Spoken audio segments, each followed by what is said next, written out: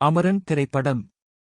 Major Mukund வரதராஜனின் விதவை Hindu Rebecca Varghese தனது கணவரின் சார்பாக அசோக் சக்ர விருதை பெற விமானத்தில் நியூ டெல்லிக்கு பயணம் செல்கிறாள்.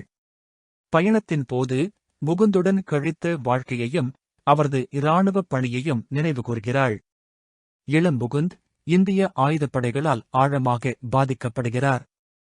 சென்னை கல்லூரி காலத்தில் அவர் இந்துவை சந்திக்கிறார். இருவருக்குமான நெருக்கம் படிப்படியாக அதிகரிக்கிறது. முகுந்தின் படைவீரராக வேண்டுமெனும் விருப்பத்திற்கும் இரு குடும்பங்களுக்கிடையேயான மத வேறுபாட்டிற்கும் காரணமாக இந்துவுக்கு இருந்த ஆரம்ப தயக்கத்தையும் மீறி அவர்கள் இறுதியில் ஒருவரை ஒருவர் காதலிக்கிறார்கள். கல்லூரி முடிந்ததும் முகுந்த் இந்திய இராணுவத்தில் சேர்ந்து சென்னை ஆபீசர்ஸ் ட்ரெய்னிங் அகாடமியில் பயிற்சி பெறுகிறார். பின்னர் ராஜ்பத் ரெஜிமெண்டில் லெப்டினெண்டாக பணியமர்த்தப்படுகிறார்.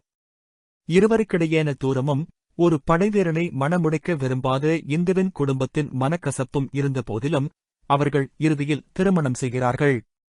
திருமணத்திற்குப் பிறகு விரைவில் அவர்களுக்கு ஒரு பெண் குழந்தை பிறக்கிறது. கதை ஜம்மு மற்றும் காஷ்மீரில் உள்ள ராஷ்டிரிய ரைபிள்ஸ் படைப்பிரிவில் மேஜராக முகுந்தின் பதவியிடத்திற்கு நகருகிறது. அங்கு இந்திய இராணுவம் கிளர்ச்சியாளர்களின் எதிர்ப்பில் ஈடுபட்டுள்ளது. தனது மனைவியும் பாசமுள்ள மகளும் இருக்கும் வீட்டிற்கு திரும்ப வேண்டுமெனும் ஆசையையும் உணர்ச்சிகளையும் முகுந்த் போராடி கட்டுப்படுத்துகிறார். அங்குள்ள உள்ளூர்வாசிகளுடன் நல்லுறவு ஏற்படுத்தி இராணுவத்துக்கும் பொதுமக்களுக்கும் இடையேயான தூரத்தை குறைக்க முயல்கிறார். சமூக வட்டாரங்களின் மூலம் தீவிரவாதிகள் பற்றிய தகவல்களையும் பெறுகிறார். அல்தாஃப் பாபா தலைமையிலான தீவிரவாதிகள் முகுந்தின் காஃப்வாயை தாக்குகிறார்கள். பல இந்திய இராணுவ வீரர்கள் காயமடைவதுடன் முகுந்த் தனது சக வீரர் சிப்பாய் விக்ரம் சிங்கின் உதவியுடன் பாபாவை கொல்கிறார். தனது கட்டுப்பாடும் தைரியமும் காரணமாக அவர் சக வீரர்களிடமிருந்தும் தன் கட்டளை அதிகாரி கர்னல் அமித் சிங் தபாஸிடமிருந்தும் மரியாதையை பெறுகிறார்.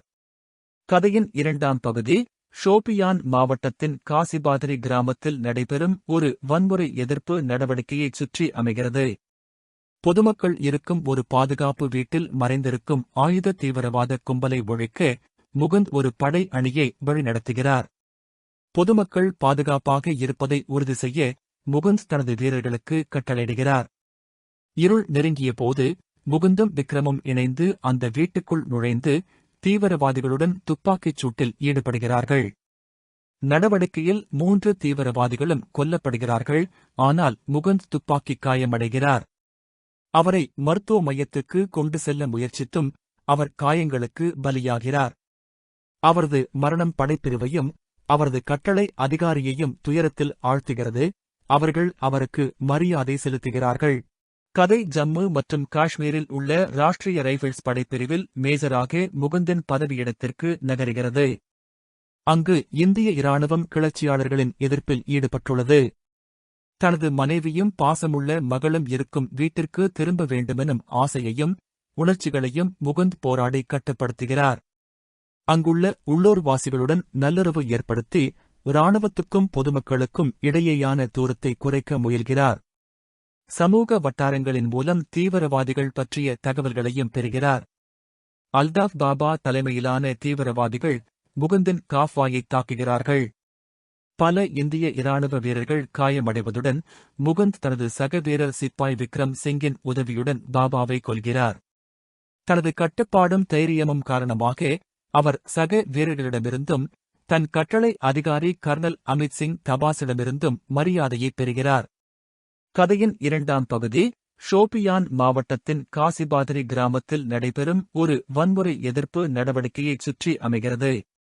பொதுமக்கள் இருக்கும் ஒரு பாதுகாப்பு வீட்டில் மறைந்திருக்கும் ஆயுத தீவிரவாத கும்பலை ஒழிக்க முகுந்த் ஒரு படை அணியை வழிநடத்துகிறார். பொதுமக்கள் பாதுகாப்பாக இருப்பதை உறுதி செய்ய முகுந்த் தனது வீரர்களுக்கு கட்டளையிடுகிறார்.